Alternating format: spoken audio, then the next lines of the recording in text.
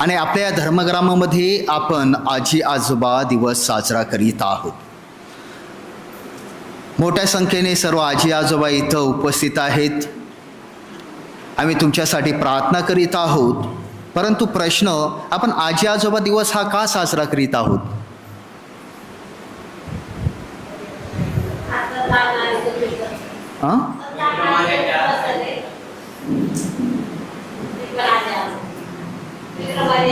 पवित्र मरेचे आई वडील.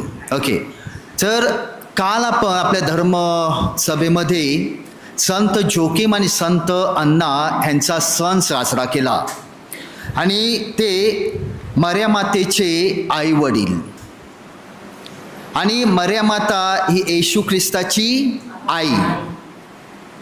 म्हणजेच संत जोकीम आणि संत अण्णा हे येशू ख्रिस्ताचे कोण झाले? आजी आजोबा. आणि म्हणून त्यांचा मान राखण्याचा, त्यांचा सन्मान करण्यासाठी आपण आजी आजोबा दिवस ठेवत असतो.